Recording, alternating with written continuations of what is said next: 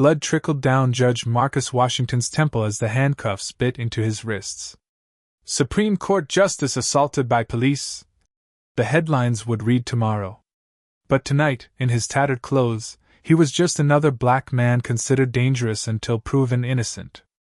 Before we dive into this shocking story of mistaken identity and racial profiling, let me know where you're watching from in the comments below. If you believe justice should be truly blind, hit that like button and subscribe to join our community fighting for equality.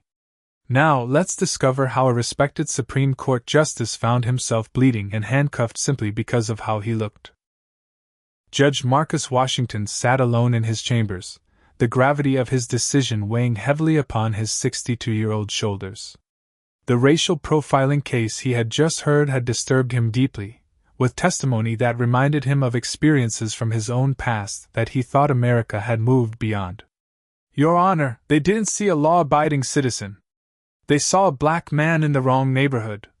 The plaintiff had testified, words that echoed in Marcus's mind as he formulated a plan that many would later call controversial, dangerous, or even inappropriate for someone in his position. But Marcus had spent a lifetime witnessing the gap between constitutional ideals and lived reality, and something inside him had finally broken free. He decided to conduct a social experiment, one that would allow him to document firsthand how differently people were treated based solely on appearance and perceived social status. For 2 weeks, he would adopt the appearance of homelessness, wearing tattered clothes while maintaining meticulous notes about his experiences. He established strict rules for himself. He would not reveal his identity unless physically endangered, and he would experience each interaction fully, without the shields of privilege he normally carried.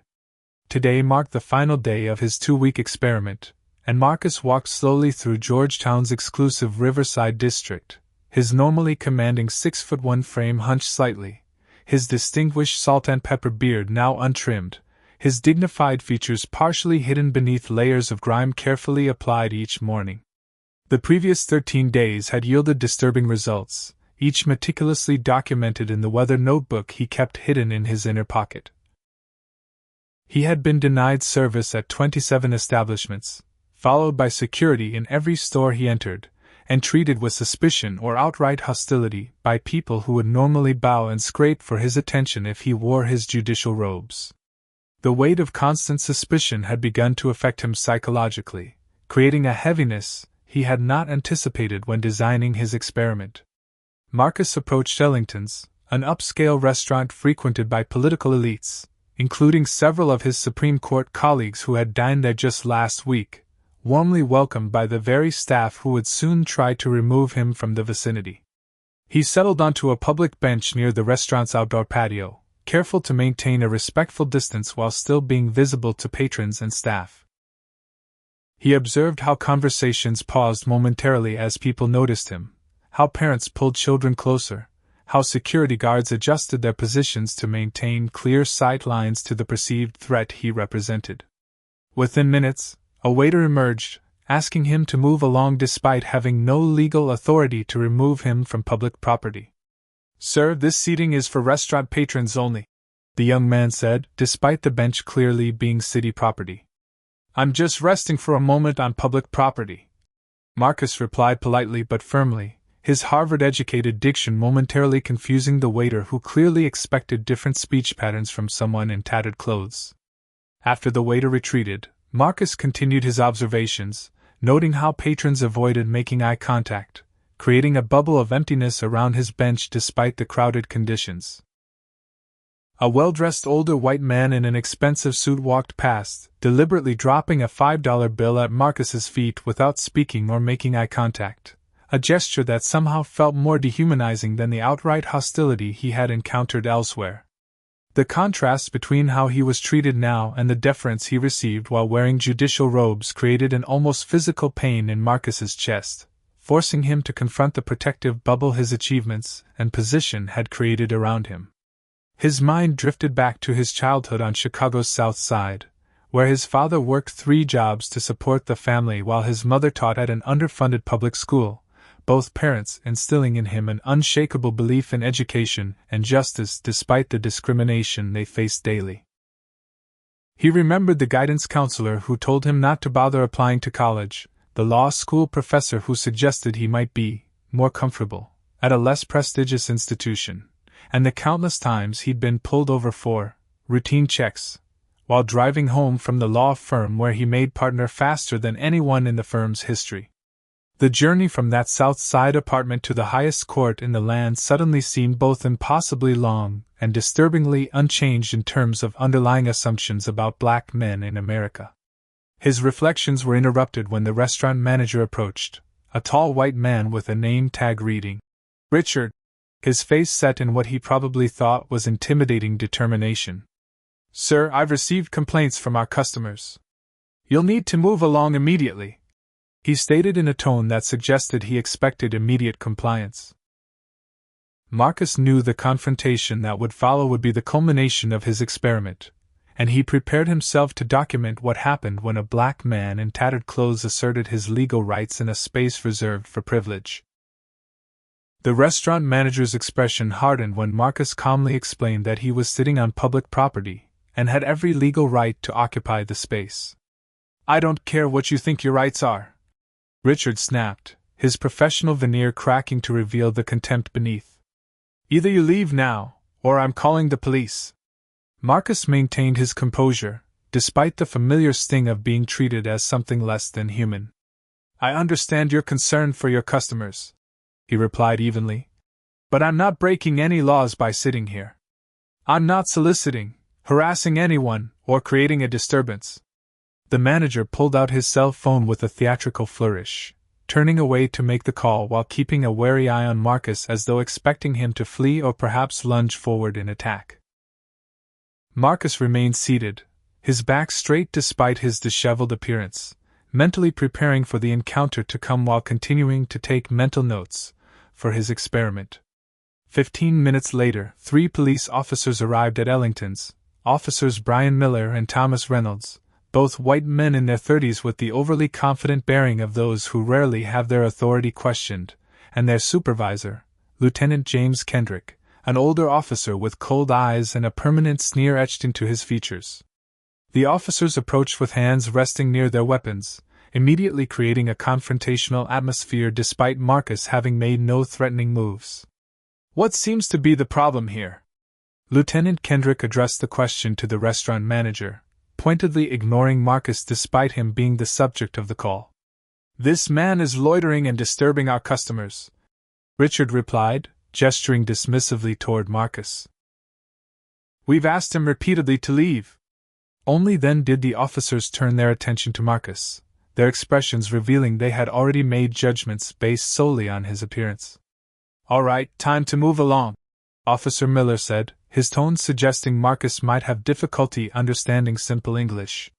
"You can't stay here bothering these good people." Marcus remained calm, though he felt his heart rate increasing slightly. "Officer, I'm sitting on a public bench, not restaurant property. I haven't disturbed anyone or broken any laws. I'm simply exercising my right to occupy public space." The articulate response clearly surprised the officers, though Lieutenant Kendrick quickly recovered, his expression morphing into a mocking smile. "Well, listen to you with all those big words. Where'd you learn to talk like that? Prison library?" A small crowd of restaurant patrons had begun to gather at a safe distance, watching the confrontation with expressions ranging from concern to entertainment, as though they were witnessing street theater rather than a violation of civil rights. Marcus noticed one young black woman discreetly holding up her phone, recording the interaction, and he felt a flicker of gratitude amid the mounting tension. "I would like to know what law you believe I'm breaking," Marcus continued, maintaining eye contact with Lieutenant Kendrick despite the officer's increasingly hostile demeanor. "Because sitting on a public bench is not a crime in the District of Columbia or any other American jurisdiction." Officer Reynolds stepped forward, hand extended. "Let's see some ID." Marcus slowly reached into his pocket, careful to make his movements deliberate and non-threatening, and retrieved his wallet. He had debated what identification to carry during his experiment, ultimately deciding to use his real driver's license but nothing that would immediately reveal his position.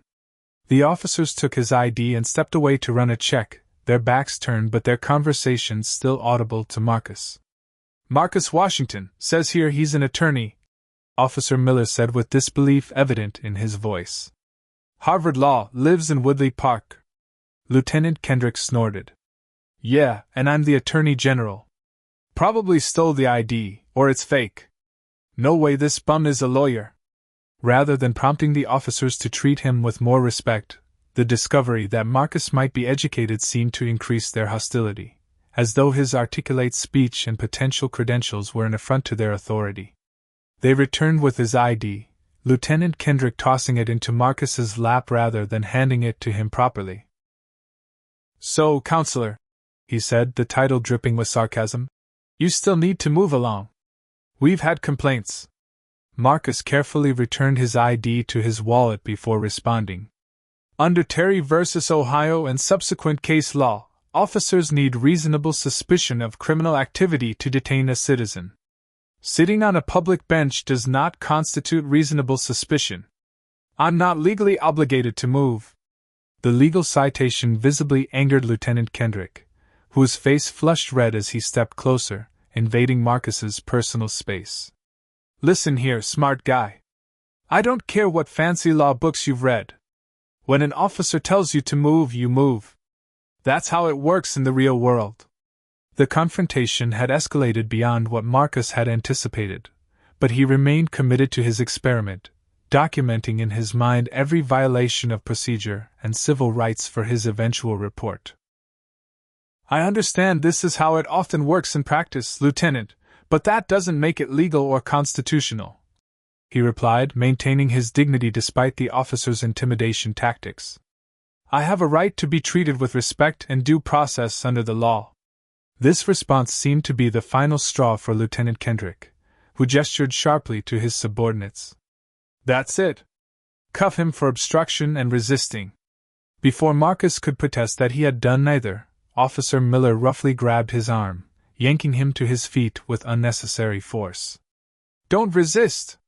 Miller shouted, despite Marcus offering no resistance, a common tactic Marcus recognized from countless cases he had reviewed. "I'm not resisting," Marcus stated clearly, aware of the witnesses and wanting his compliance on record. Nevertheless, Officer Miller shoved him forward, causing Marcus to stumble. "He's making threatening moves," Miller announced loudly for the benefit of onlookers, creating a false narrative to justify the escalating use of force. Within moments, Marcus found himself being roughly handcuffed, the metal cutting painfully into his wrists as the officers deliberately tightened them beyond what was necessary for security. As they began to lead him toward the patrol car, Marcus caught sight of the young woman still filming, her expression a mixture of outrage and determination. The crowd of restaurant patrons gasped and murmured, some turning away in discomfort, while others continued to watch with the detached interest of those who believed such treatment could never happen to them. Blood trickled down from Marcus's temple where his head had struck the car door frame during what the officers would later describe as assistance into the vehicle. The handcuffs bit painfully into his wrists, deliberately tightened to the point of cutting off circulation. "Officer, these handcuffs are too tight. They're causing pain and potential nerve damage," Marcus stated calmly, despite the throbbing in his wrists and the warm blood tracking down the side of his face. Officer Miller laughed from the front seat. "Should have thought about your comfort before you decided to give us attitude, counselor," he replied, exchanging amused glances with Officer Reynolds. "Maybe next time you'll move along when told to." Lieutenant Kendrick slammed the door and walked around to the driver's seat, leaving Marcus alone in the back cage of the police cruiser, separated from the officers by a thick plastic partition.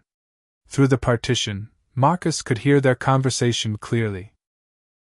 "Can you believe this guy? Homeless bum trying to quote law at us." Lieutenant Kendrick chuckled as he started the engine. "Probably saw some court TV show and thinks he knows something." Officer Reynolds joined in the mockery. "Did you see those rich folks' faces when we cuffed him? Bet they're extra grateful for their police protection now." Marcus closed his eyes briefly, weighing his options. His experiment had achieved its purpose, documenting the discriminatory treatment he'd suspected but never personally experienced to this degree.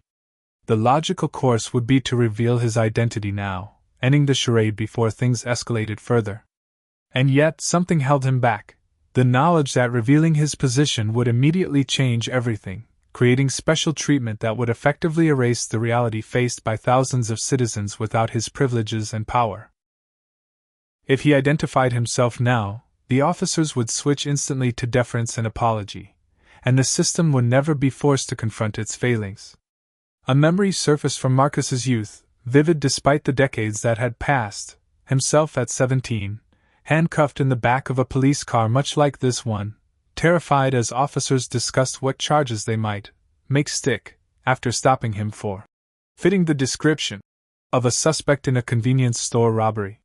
He had been walking home from debate team practice, carrying nothing but textbooks, but his explanations fell on deaf ears. Only his father's arrival at the precinct, still in his postal worker uniform but speaking with the quiet dignity that had earned him respect in their community, had prevented charges from being filed. The young Marcus had been released with a warning to stay out of trouble, as though he had been in trouble to begin with. The patrol car passed the imposing white marble columns of the Supreme Court building, creating an irony so profound that Marcus might have laughed if the situation weren't so serious. Behind those columns, he held one of 9 positions with the power to interpret the very constitution these officers were violating. Yet here in the back seat, bleeding and handcuffed, he was just another black man considered guilty until proven innocent, if given the chance to prove innocence at all. As they stopped at a traffic light, Marcus noticed a young black teenager watching the patrol car with undisguised fear in his eyes, a backpack slung over his shoulder suggesting he was returning from school. Their eyes met briefly through the window, and Marcus saw in that young face the same fear he had felt at 17, the same awareness that in America, black skin alone could transform an ordinary moment into a life-threatening encounter. The responsibility of his position weighed heavily on Marcus in that moment, not just his responsibility to uphold the law from the bench, but his deeper obligation to ensure the law protected all citizens equally. Officer Miller interrupted his thoughts. "We should add resisting arrest and assaulting an officer to the charges. Teach this one a proper lesson." Lieutenant Kendrick's voice came in response, lower but still audible. "Already ahead of you. He grabbed at your arm during the cuffing, didn't he? And he was definitely unsteady on his feet. Public intoxication, too." They were constructing a false narrative, in real time, building a case against him from fabricated evidence, secure in the belief that their word would outweigh his. Marcus's request for medical attention for his bleeding temple and the pain in his wrists went conspicuously unacknowledged as the officers continued their conversation about potential charges. The radio crackled with dispatcher communications about a homeless troublemaker being brought in, the dehumanizing language a stark reminder of how quickly identity could be reduced to a stereotype. Do you believe racial profiling is still a systemic issue in American policing? Comment 1. If you think these officers' actions reflect wider problems in the justice system, or 2. If you think this is just an isolated incident with a few bad officers. Like this video if you believe everyone deserves equal treatment under the law, regardless of appearance or social status. And subscribe to follow this shocking story to its conclusion. What do you think will happen when these officers discover exactly who they've arrested? Will justice finally be served, or will the system protect its own? The patrol car pulled into the precinct parking lot, the officers still unaware that their homeless troublemaker regularly appeared on national news making landmark legal decisions. As Officer Miller roughly extracted Marcus from the back seat, the cell phone containing Marcus's emergency contacts fell from his coat pocket, clattering to the pavement. Before Marcus could speak, Officer Miller deliberately brought his boot down on the device, shattering the screen and crushing the circuitry. "Oops," he said with exaggerated insincerity. "Guess you won't be calling any of your lawyer friends tonight." With his most obvious means of revealing his identity now destroyed, Marcus resigned himself to experiencing the full process. Perhaps that was necessary, to witness firsthand how the system treated those without power or voice, to gather evidence no judicial hearing could ever fully capture. Whatever consequences came from this experiment, both personal and professional, Marcus now understood they were necessary if anything was ever going to change. The fluorescent lights of the precinct processing area cast harsh shadows across the worn linoleum floor as Officer Miller pushed Marcus forward toward the booking desk, the officer's hand unnecessarily tight on his upper arm. "Got a live one here, Sergeant," Miller announced, the amusement in his voice suggesting he viewed the entire situation as entertainment rather than the serious legal proceeding it should have been. "Homeless guy causing trouble at Ellington's, resisting arrest, assaulting an officer, public intoxication, and disorderly conduct." Each charge was more fabricated than the last, transforming a peaceful assertion of rights into a litany of criminal accusations through nothing but the officer's word. The booking sergeant, a heavy-set man with thinning hair and decades of procedural apathy etched into his expression, barely looked up from his computer. "Name?" he asked flatly, addressing the question to Officer Miller rather than to Marcus himself. "Claims to be Marcus Washington," Miller replied with obvious skepticism. The booking process continued mechanically until a detective approached, drawn perhaps by the unusual nature of the charges or possibly by something in Marcus's demeanor that didn't align with the typical arrests brought in by Lieutenant Kendrick's team. "I'll take it from here," she said, her badge identifying her as Detective Rachel Chin. Chin led Marcus to an interview room, finally instructing Officer Miller to remove the handcuffs. "Those are way too tight," she observed as Marcus winced, bringing his hands forward to massage his wrists where the metal had left deep red impressions that would likely bruise. "You want medical for that cut?" she asked, nodding toward his temple. "Yes, please," Marcus replied, his voice steady despite the discomfort. "I requested medical attention during transport but was ignored." Something flickered in Detective Chen's expression, concern, perhaps, or simply the professional recognition of a potential procedural violation that could cause problems later. "I'll have someone look at that," she promised before sitting across from him at the small metal table. "So, Mr. Washington, want to tell me what happened today?" Marcus provided a factual account of the incident, deliberately excluding his identity and purpose while accurately describing the legal violations that had occurred. He noticed Detective Chin taking actual notes, her expression neutral but attentive, occasionally looking up to study his face when he cited specific legal precedents or procedural requirements the arresting officers had ignored. Unlike Lieutenant Kendrick and his officers, she didn't seem immediately dismissive of the possibility that he might actually be educated and knowledgeable about the law. "You seem very familiar with police procedure," she observed after he finished his account. "Are you really an attorney?" Marcus met her gaze steadily. "I have legal training, yes. And I'm very aware that nothing I've done today constitutes a crime under District of Columbia law or municipal code." Before Detective Chin could respond, the door opened and Lieutenant Kendrick entered without knocking, his presence immediately filling the small room with tension. "How's it going with our jailhouse lawyer?" he asked Chin, not acknowledging Marcus directly. "Just getting his statement," Chin replied, her tone professional but cooler than before. "There are some inconsistencies between his account and the arrest report I'd like to clarify."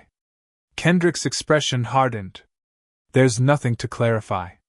He was creating a disturbance, resisted arrest, and grabbed Officer Miller during the arrest. Open and shut. The casual dismissal of due process was stunning even to Marcus, who had reviewed countless cases involving police misconduct throughout his career. Chin didn't immediately back down. "The restaurant manager's statement doesn't mention any disturbance before you arrived, just that he was sitting on a public bench and refused to leave when asked. And the bodycam footage, equipment malfunction," Kendrick interrupted smoothly. "All 3 cameras. Real shame." The look Detective Chin gave him suggested she didn't believe this transparent lie, but she didn't challenge it directly. Instead, she turned back to Marcus. "Mr. Washington will need medical attention for his head injury and the wrist abrasions from the handcuffs." Kendrick waved dismissively. "He's fine. Probably did it to himself to set up a brutality claim. These guys all know the drill."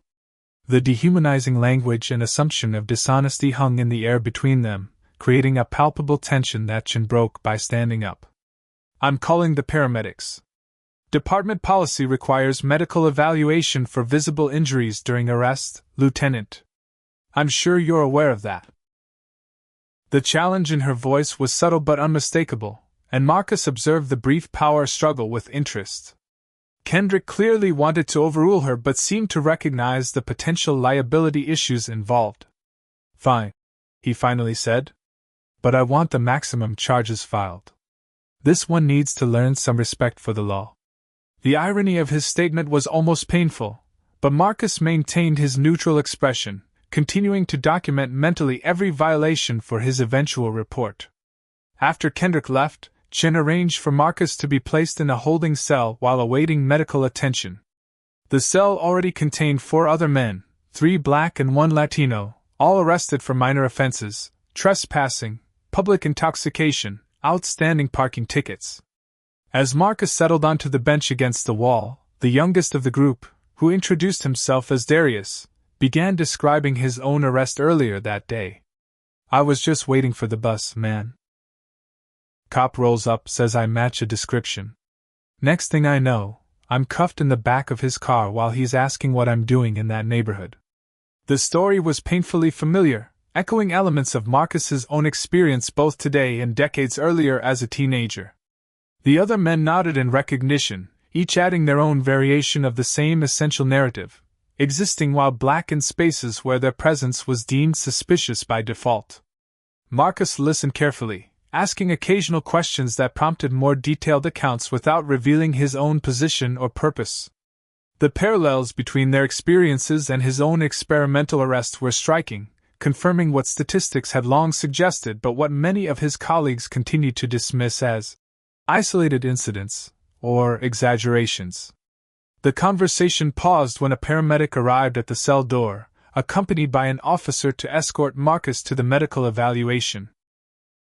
The paramedic, a young black man whose name badge read Jordan Taylor, led Marcus to a small examination room and began cleaning the cut on his temple. This might need a stitch or two, he commented professionally, leaning closer to examine the wound. Then, almost imperceptibly, his expression changed as recognition dawned in his eyes. He began, but Marcus subtly shook his head, maintaining eye contact to communicate the need for discretion. Jordan's professional composure returned almost instantly, though questions remained evident in his eyes as he continued treating the wound with butterfly closures rather than stitches, explaining to the observing officer that it wasn't deep enough to require more invasive treatment. As Jordan wrapped up the examination, Detective Chen returned, dismissing the officer with a brief nod. "How's our patient?" she asked, her tone suggesting routine interest rather than the growing suspicion that Marcus sensed behind her professional demeanor. "Minor laceration and contusions," Jordan reported neutrally. "The wrist abrasions should be monitored for infection but don't require emergency treatment." Chen nodded, turning to Marcus. "We'll be continuing our investigation into the charges, Mr. Washington. In the meantime, you'll be held until arraignment tomorrow morning unless bail is posted." Marcus simply nodded, aware that the system was now in motion, a machine that operated with its own momentum regardless of justice or individual circumstances. As he was led back toward the holding cells, he passed another black detainee being roughly handled by 2 officers, the man's protests about the tight handcuffs echoing Marcus's own ignored complaints earlier. Their eyes met briefly as they passed in the corridor, a moment of silent recognition that transcended their different circumstances.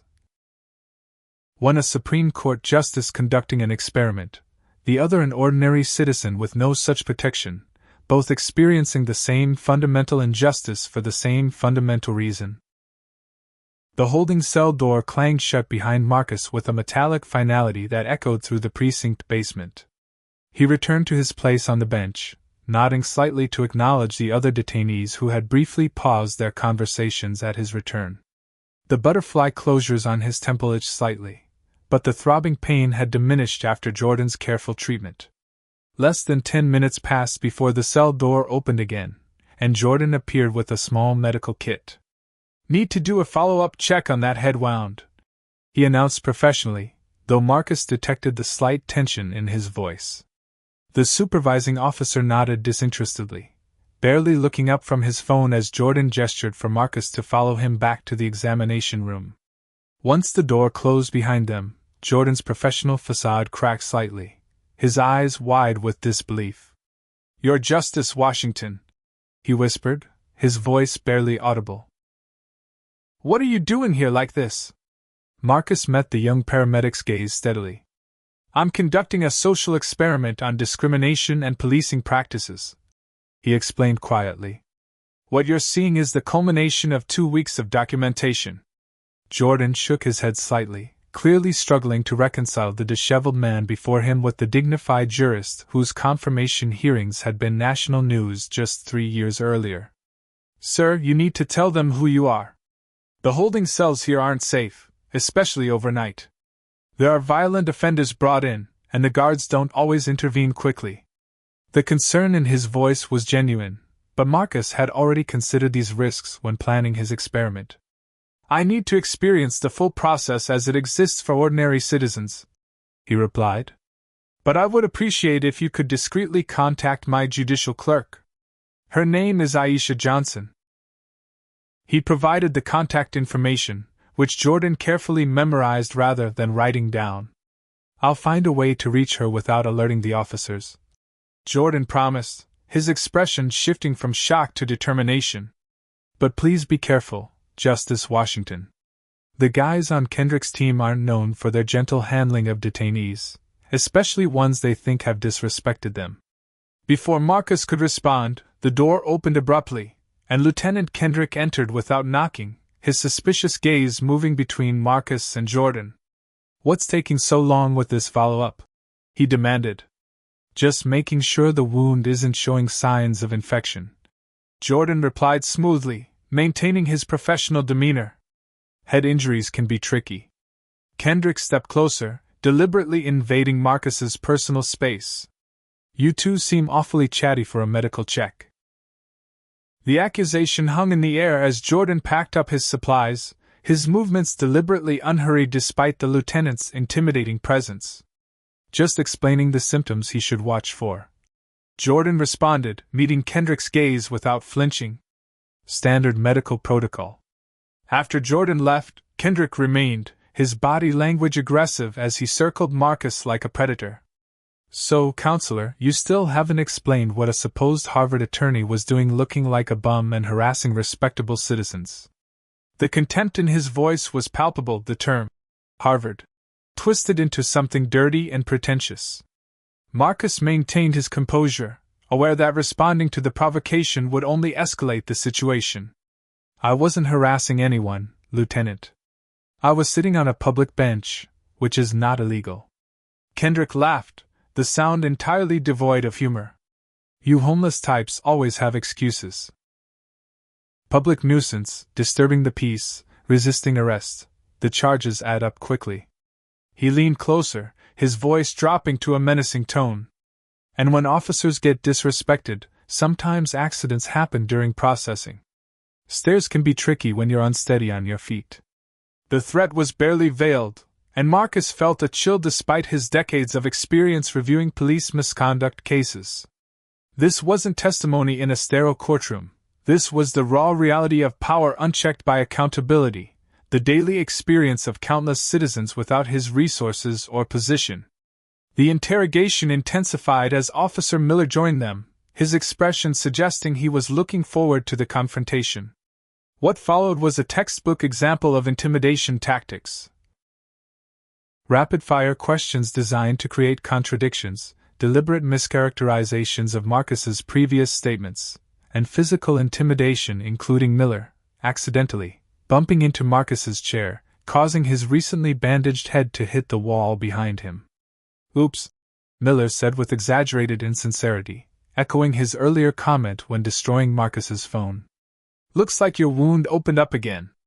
Indeed, Marcus could feel fresh blood trickling down his temple, the butterfly closures having been dislodged by the impact. Throughout the increasingly hostile questioning, Marcus maintained a calm demeanor while strategically revealing legal knowledge that clearly unsettled the officers. He cited specific precedents relevant to his detention, quoted departmental procedures they were violating, and referenced case law in ways that made it increasingly difficult for them to dismiss him as just another homeless person. "Where exactly did you say you practice law?"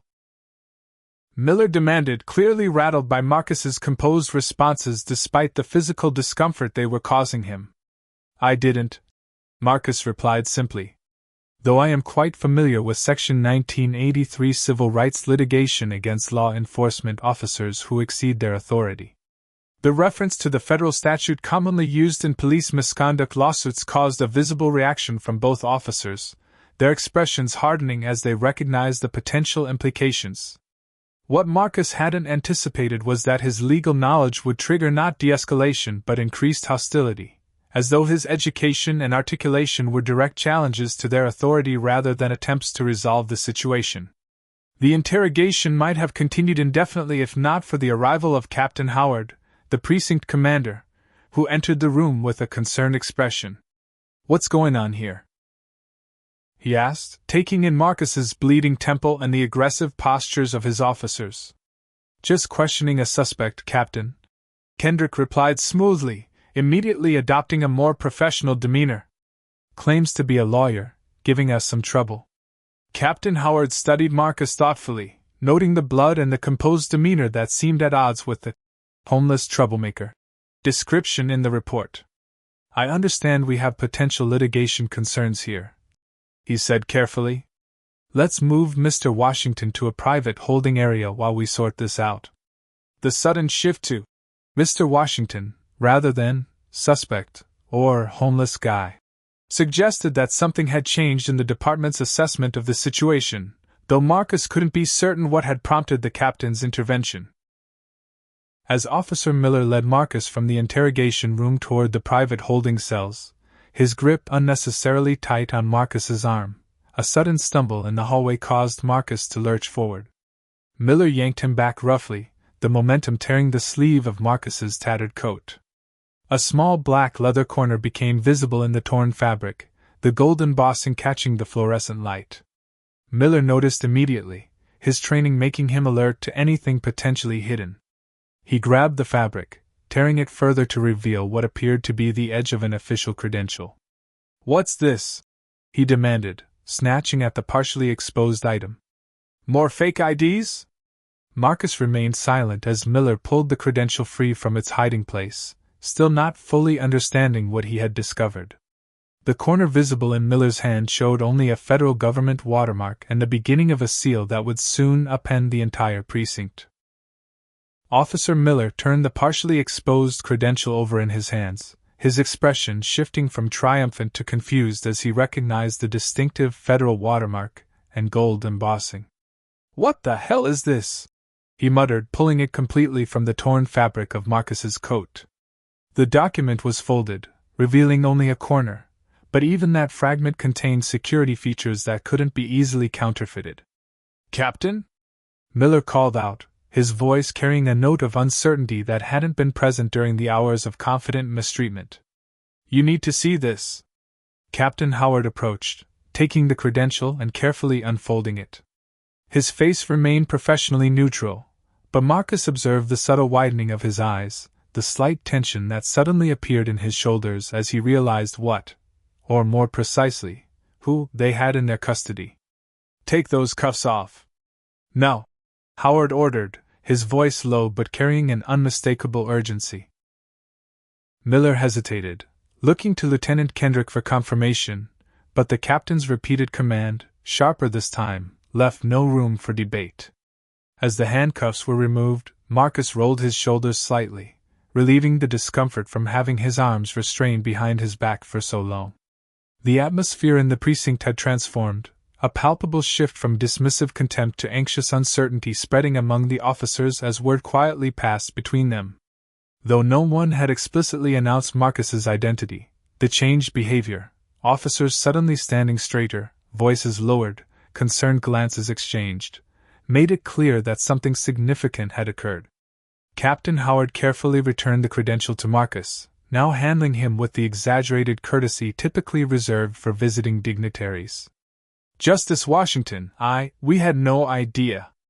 There's been a terrible misunderstanding," The use of his title and the dramatic shift in treatment provided stark contrast to the previous hours of abuse, highlighting exactly the point of Marcus's experiment: how appearance and perceived status, rather than behavior or legal rights, determine treatment within the justice system. Marcus accepted the credential silently, tucking it into his pocket rather than displaying it openly.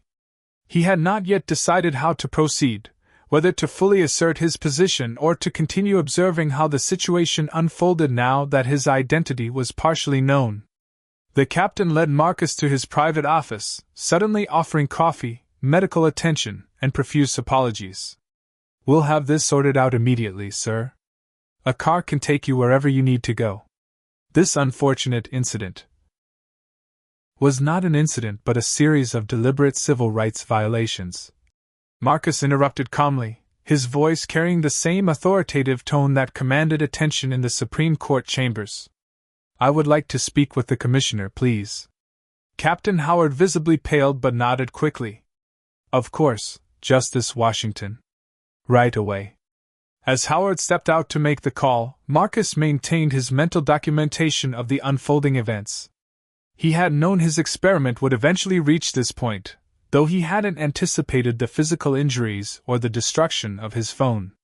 The question now was how to leverage this moment into meaningful change rather than simply accepting the special treatment his position suddenly afforded him, treatment denied to the other detainees he'd met who had experienced identical or worse violations without the protection of a prestigious title.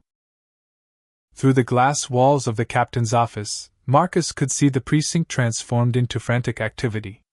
Officers who had previously ignored him now stole glances in his direction, their expressions ranging from shocked to worried. Lieutenant Kendrick stood near the booking desk, engaged in intense conversation with Officer Miller, both men repeatedly looking toward the office with barely concealed alarm. Detective Chin observed from a distance, her expression suggesting she had suspected something unusual about the case from the beginning. The precinct's reaction confirmed what Marcus had always known intellectually but now understood viscerally. Justice in America operated at different speeds and with different rules depending on who you were and how you appeared. Have you ever been treated differently based solely on your appearance? Type 1 in the comments if you've experienced or witnessed this kind of prejudice, or 2 if you believe everyone receives equal treatment regardless of how they look.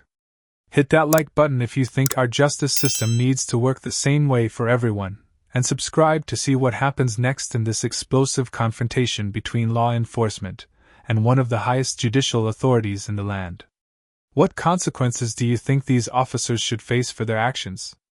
And will Justice Washington's experiment lead to real change, or will the system protect its own once again? Outside the precinct, a small crowd had begun to gather, alerted by social media posts from witnesses to Marcus's arrest. The department's public relations officer had arrived, frantically attempting to control the narrative as video clips of the arrest began circulating online, none yet identifying the homeless man as a Supreme Court justice. Meanwhile, Marcus's judicial clerk, Aisha Johnson, had arrived at the precinct with federal attorney Raymond Ortiz, both demanding to see Marcus immediately. Their appearance at the front desk created another ripple of tension through the department, as the officers realized the situation was escalating beyond their control. "I'm sorry, but we can't allow visitors for detainees at this hour," the desk sergeant informed them, unaware of the recent developments. "Justice Washington is not a detainee, he is a sitting United States Supreme Court justice who has been unlawfully arrested," Aisha replied, her voice carrying clearly through the now hushed precinct. "And if he is not brought out immediately, the federal attorneys waiting outside will file emergency habeas corpus petitions along with civil rights violations against every officer involved in this incident." The sergeant stared in disbelief, looking to his superiors for guidance. Captain Howard quickly intervened, attempting to defuse the situation. "Ms. Johnson, we've only just discovered Justice Washington's identity ourselves. If you'll come with me, we're already arranging his immediate release and transportation." The standoff in the lobby added another layer to the unfolding drama, with officers, administrative staff, and now legal representatives creating a tableau of institutional confrontation rarely witnessed inside the system itself. In his office, Marcus continued to observe, making mental notes of how quickly procedures changed when power dynamics shifted. The same department that had processed him with contemptuous efficiency now found itself paralyzed by the implications of having arrested, injured, and mistreated a Supreme Court justice. What interested Marcus most was not the special treatment he now received, the sudden offers of medical care, transportation, and apologies, but rather how these basic courtesies and legal protections had been readily denied when they believed him to be homeless. Lieutenant Kendrick had moved to his desk, frantically reviewing his arrest report and making alterations to the original narrative. Detective Chin noticed this immediately, approaching his desk with a deliberately professional demeanor. "Lieutenant, I need to secure the original arrest report as evidence," she stated, loud enough for others to hear. Any modifications at this point could be construed as tampering with evidence. The confrontation between Chin and Kendrick quickly escalated, revealing deeper departmental divisions about policing practices and accountability. Other officers began taking sides, some supporting Kendrick's attempt to sanitize the record, others recognizing the futility and illegality of trying to cover up what had occurred, especially given the video evidence and multiple witnesses. The police commissioner arrived amid this internal chaos, his expression grim as he was briefed on the situation. Behind him followed the department's legal counsel, already assessing the potential damage not just to the department's reputation but to the careers and legal liability of everyone involved. As Marcus's full credentials were finally discovered during a more thorough property inventory, the last pretense of normal procedure collapsed. Captain Howard's face strained of color as he realized the full implications of what had transpired under his command. The arrest of a Supreme Court justice under false pretenses, with documented injuries and civil rights violations, represented not just a departmental crisis but a potential constitutional confrontation between branches of government. The credential that now sat on the captain's desk, its gold Supreme Court seal unmistakable under the office lights, had transformed a routine arrest into what would likely become a landmark case study in police reform for decades to come. The precinct erupted into barely controlled chaos as word of Marcus's true identity spread like wildfire through the ranks. Officers who had witnessed or participated in his mistreatment now stood frozen, their expressions ranging from shock to outright panic as the full implications dawned on them. "It can't be him," Officer Miller insisted to anyone who would listen, his voice pitched higher than normal. "The Justice Washington I've seen on TV is always in robes, always clean."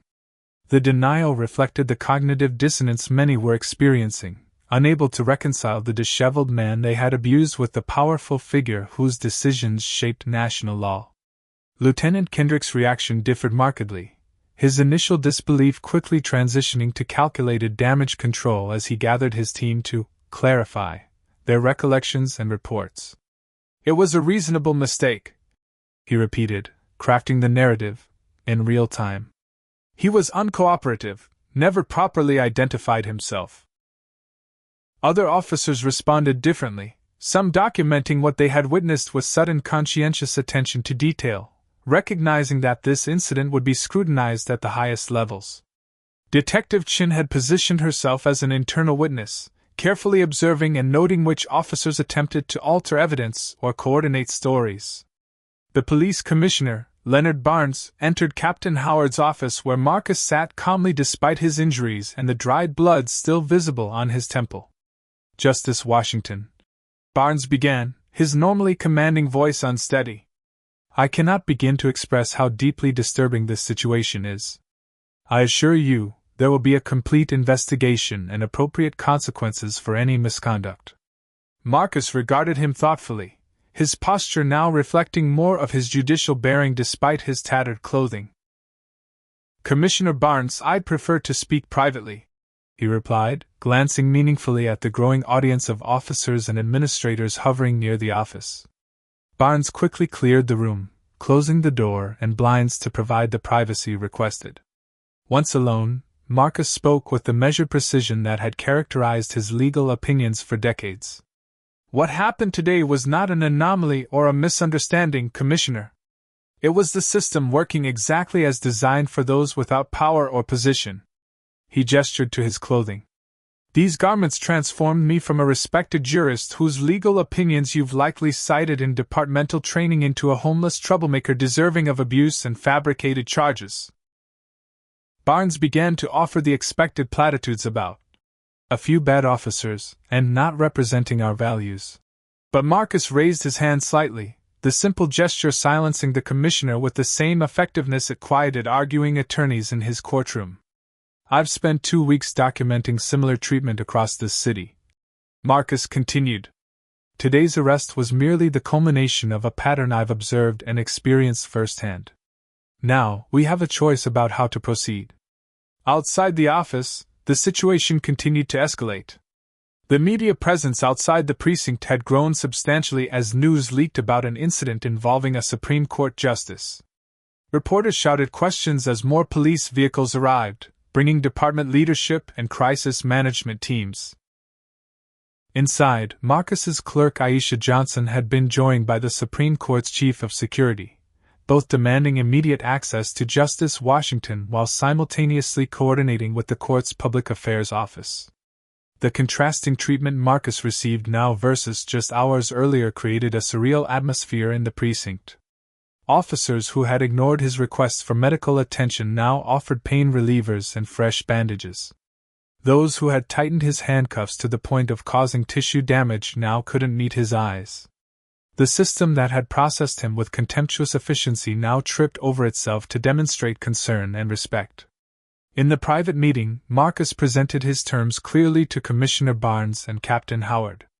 I have no interest in pursuing personal litigation against your department or these officers, he stated, causing visible relief that quickly faded with his next words. However, I will require comprehensive departmental reform, including a civilian-led monitoring program, policy changes regarding stop and identification procedures, and meaningful accountability measures for violations. Barnes attempted to negotiate, suggesting internal reviews and incremental changes, characterizing the incident as an unfortunate misunderstanding rather than evidence of systemic problems. Commissioner, Marcus interrupted, his voice remaining calm but carrying unmistakable authority. You seem to misunderstand the situation. I've spent 2 weeks meticulously documenting similar incidents throughout this city. I have witness statements, video evidence, and detailed notes about dozens of interactions demonstrating a pattern of discriminatory treatment. He reached into his tattered coat's inner pocket and removed the small notebook he had carefully maintained throughout his experiment. This is not about one arrest or a few officers. This is about a systemic failure to apply constitutional protections equally to all citizens regardless of appearance or perceived status. The revelation that Marcus had been conducting a deliberate experiment, systematically documenting discrimination throughout the city, transformed the dynamic from damage control for a single incident to recognition of a comprehensive challenge to departmental practices. As the meeting concluded, decisions were made about how to address the rapidly escalating situation. The officers directly involved in Marcus's arrest would be placed on administrative leave pending investigation. Detective Chen would lead an internal review of arrest procedures, reporting directly to the commissioner rather than through the normal chain of command that included Lieutenant Kendrick's allies. Most significantly, Marcus would address the media, presenting not accusations but evidence and a path forward for meaningful reform. When Marcus finally emerged from the captain's office, still wearing his tattered clothing but now carrying himself with the unmistakable dignity that had made him a respected jurist, the precinct fell silent. Officers, detainees, administrative staff, all watched as he walked through the space that had so recently been the site of his humiliation. He paused briefly at the holding cell where he had sat with other detainees, making eye contact with Darius and the others who now stared in disbelief as the officers treated Marcus with deference. Without words, that moment communicated volumes about the disparities in the system. Outside the precinct, flashbulbs erupted as Marcus appeared, the stark contrast between his disheveled appearance and the respect now being shown to him creating a powerful visual narrative that would dominate news cycles for days to come. Standing before the microphones, Marcus Washington, Associate Justice of the United States Supreme Court, prepared to transform a personal experiment into a catalyst for institutional change. The morning after Marcus's release, news outlets across the nation led with the same extraordinary story. Supreme Court Justice arrested while conducting discrimination experiment. The press conference held on the precinct steps had provided dramatic footage, Marcus still in tattered clothes with visible injuries, calmly describing his 2-week immersion in life without privilege or position. Public reaction split almost immediately along predictable lines. Progressive commentators hailed Marcus as a courageous exposer of systemic inequality, while conservative voices questioned the propriety of a sitting justice engaging in what they termed activist theater, rather than maintaining judicial distance. Social media exploded with both support and condemnation, the hashtag #JusticeInRags trending nationwide as citizens shared their own experiences with profiling and discrimination. Within hours of the press conference, Marcus began receiving death threats, necessitating the assignment of a round-the-clock security detail to his home. The officers who had participated in his arrest faced their own backlash, their names and faces circulating online alongside calls for termination and prosecution. Lieutenant Kendrick, identified in video footage giving orders during the arrest, became the primary target for public outrage, his 22-year record with the department suddenly scrutinized for previous complaints and incidents. Behind closed doors, the political machinery whirred into high gear. Several conservative senators called for Marcus's impeachment, citing conduct unbecoming a justice and deliberate deception of law enforcement. Others defended his actions as a legitimate investigation into civil rights concerns directly relevant to cases before the court. The White House issued a carefully worded statement acknowledging the concerning nature of the incident, while emphasizing the importance of supporting our law enforcement officers in their difficult work, a political balancing act that satisfied neither side of the growing debate. 2 weeks after the incident, congressional hearings began, ostensibly to examine police reform but quickly becoming focused on Marcus's experiment itself. Marcus testified with the same measured precision that characterized his judicial opinions, presenting comprehensive documentation of his experiences, 73 instances of being denied service, 41 encounters with security personnel who followed him in stores, 17 instances of being asked to leave public spaces, and the final arrest that had brought national attention to his project. This was not about a single incident or a few officers, he explained to the packed hearing room. This was about testing whether constitutional protections truly extend to all citizens regardless of appearance or perceived status. The evidence suggests they do not. Lieutenant Kendrick and Officers Miller and Reynolds also testified, attempting to justify their actions as reasonable responses to a suspicious person who had been deliberately deceptive about his identity. Their testimony contrasted sharply with video evidence and witness statements, creating moments of obvious contradiction that damaged their credibility even among traditional law enforcement supporters. Perhaps the most powerful testimony came from others Marcus had encountered during his experiment: store owners who admitted asking security to follow him, restaurant managers who had denied him service, and most affectingly, Darius and other detainees who had shared the holding cell with him, unaware of his position. Nothing changed about the law when they found out who he was, Darius testified, his voice steady despite his evident nervousness addressing Congress. But everything changed about how they applied it. That's the whole problem right there. Within the Supreme Court itself, Marcus's colleagues responded with mixed reactions. Some privately supported his initiative while questioning his methods, others worried about the impact on the court's carefully maintained appearance of detached neutrality. Chief Justice Eleanor Simmons issued a statement supporting Marcus's right to conduct such an experiment, while distancing the court itself from any particular policy position regarding the results. The independence of each justice to form their own informed opinions on matters of constitutional importance has always been fundamental to our institution. The statement read, threading the needle between support for a colleague and institutional neutrality. As the public and political debate continued, Marcus returned to the bench amid unprecedented security measures. Cases involving police immunity and discrimination took on new dimensions, with attorneys on both sides attempting to reference or distinguish the Washington incident in their arguments. Marcus himself maintained judicial impartiality, recusing himself from cases directly involving the police department that had arrested him but continuing to hear other law enforcement matters with his characteristic attention to constitutional detail. The most immediate and concrete outcome of Marcus's experiment came in the form of a consent decree between the Department of Justice and the police department responsible for his arrest. The agreement mandated comprehensive reforms, new training protocols, civilian oversight, body camera requirements, and regular audits of stop and identification practices with particular attention to racial disparities. Similar reform efforts began in other jurisdictions, inspired by the national conversation Marcus had sparked. In a particularly meaningful development, Marcus received an invitation to visit a community center in the same neighborhood where he had been arrested. There he found Darius from the holding cell, now enrolled in a paralegal program with aspirations toward law school.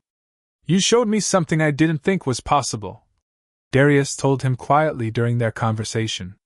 "That the law can actually work for change when someone with power sees the truth." Marcus nodded, understanding the dual meaning in Darius's words. Both hope that change was possible and recognition that it had required someone with extraordinary privilege to make visible what ordinary citizens experience daily. 3 months after his arrest, Marcus delivered a powerful majority opinion in Williams v. Jefferson County, a case examining qualified immunity for officers involved in a discriminatory stop and search. Without directly referencing his personal experience, the opinion nevertheless reflected a profound understanding of how constitutional protections functioned, or failed to function, at the street level where citizens encountered law enforcement. "The Constitution does not recognize different classes of citizenship based on appearance, economic status, or social position," he wrote. "Neither should those sworn to uphold it." 6 months after what the media now routinely called the Washington experiment, Marcus sat in his chambers reviewing briefs for upcoming cases.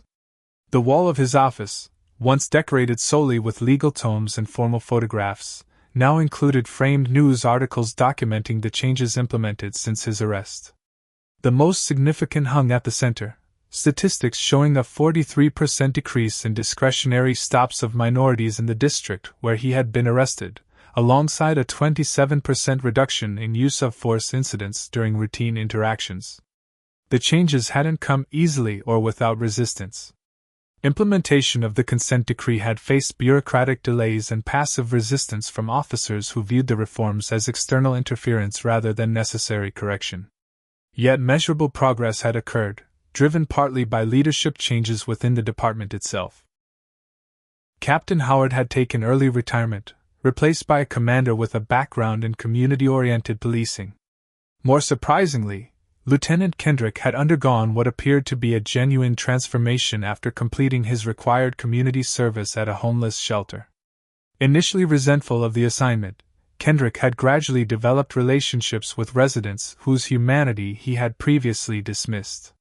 He now served as a training officer specializing in de-escalation techniques, occasionally citing his interaction with Marcus as a turning point in understanding his own biases. "I didn't see a Supreme Court justice that day because I wasn't looking for one," he had admitted during a departmental training session recorded for the consent decree monitors. "I saw what I expected to see based on appearance alone.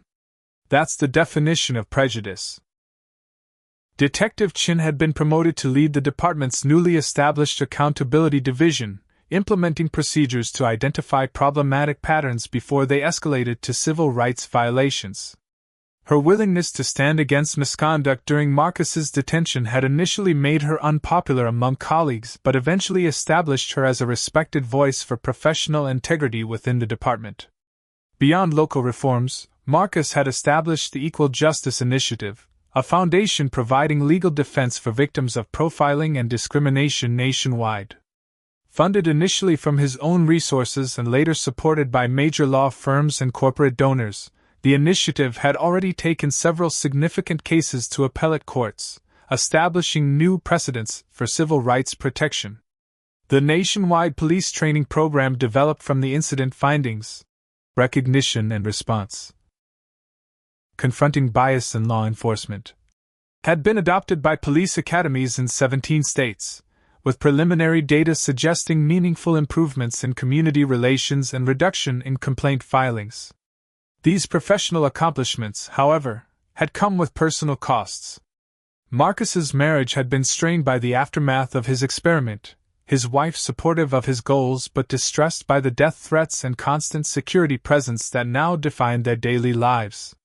Some friendships within legal and political circles had cooled, colleagues uncomfortable with his transition from detached jurist to symbol of activism. Yet new relationships had formed as well, particularly with young black law students who saw in Marcus's actions a model for using privilege and position to create meaningful change. Among these was Thomas, the teenager who had watched Marcus's arrest from the sidewalk that fateful day. Now a first-year law student at Howard University, Thomas interned with the Equal Justice Initiative and occasionally sought Marcus's mentorship on navigating the legal profession as a young black man. On the one-year anniversary of his arrest, Marcus returned to the bench outside Ellington's restaurant, now dressed in a well-tailored suit rather than tattered clothes. He sat quietly, observing how differently people responded to his presence, the respectful nods, the occasional requests for photographs, the deference from the very restaurant staff who had once called police to remove him. A middle-aged woman approached hesitantly, recognition dawning in her eyes. "Justice Washington? I'm Catherine Edwards." "I was." She paused, visibly uncomfortable. "I was the one who first complained to the manager when you were here last year." "I didn't recognize you then, of course." Marcus nodded, gesturing for her to join him on the bench. "That's precisely the point, Ms. Edwards. None of us are truly seen when others look at us through the lens of their assumptions rather than our humanity." Their conversation continued for nearly 30 minutes, touching on how the incident had affected her own awareness of unconscious bias and assumptions. "I've started asking myself what I'm actually afraid of when I feel uncomfortable around certain people," she admitted. "Usually the answer has nothing to do with any real threat and everything to do with what I've been conditioned to fear." As Marcus prepared to leave, Catherine asked a question that journalists had been posing for months. "Would you do it again, knowing everything that happened?" Marcus considered thoughtfully before responding. "The experiment itself? Yes, without hesitation. The only regret I have is that it took someone in my position to make visible what thousands of citizens experience daily without the protection of a title or the power to effect change." He gestured toward the street where he had been handcuffed. "Justice is supposed to be blind to appearance, wealth, and status. But humans are not blind. We see exactly what we expect to see unless we deliberately train ourselves to look deeper. That's the work that remains unfinished, not just in our legal system but in our daily interactions with each other." As Justice Washington continued his work on the Supreme Court, the ripple effects of his experiment expanded beyond police reform to broader conversations about privilege, perception, and equal protection under law. Cases that might once have been dismissed as isolated incidents now received greater scrutiny. Statistics that had long demonstrated disparities in treatment gained new weight when attached to the vivid narrative of a respected jurist experiencing discrimination firsthand. Perhaps most significantly, the experiment had forced many Americans to confront an uncomfortable question. If constitutional protections could be so readily denied to a Supreme Court justice based solely on appearance, what daily injustices were occurring to those without his power, education, or resources to demand accountability? What do you think about Justice Washington's experiment? Was it appropriate for a Supreme Court justice to take such direct action, or should he have maintained traditional judicial distance? Leave your thoughts in the comments below. If you believe our justice system should treat everyone equally regardless of appearance or status, please like and share this video to spread this important story. Subscribe for more powerful accounts of justice in America, both its failures and its triumphs. Thank you for joining me today for this extraordinary tale of one man's journey from the highest court in the land to a police holding cell, and the transformation that followed. Remember, true justice requires not just good laws but the courage to see each person's full humanity, regardless of how they appear. The experiment of Justice Marcus Washington reveals profound truths about our justice system. By exchanging his judicial robes for tattered clothing, he exposed how appearance and perceived status dramatically alter treatment under the law. His experience demonstrates that constitutional protections, theoretically guaranteed to all, are applied selectively based on superficial judgments. This narrative illustrates how privilege operates invisibly until deliberately tested.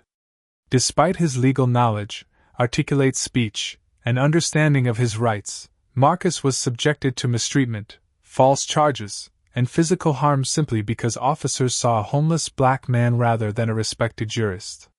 The transformation that followed, from departmental reforms to national conversations about policing practices, underscores an uncomfortable truth. Meaningful change often requires those with privilege to experience injustice personally before addressing systemic problems affecting marginalized communities daily. Perhaps most importantly, the story challenges us to examine our own biases.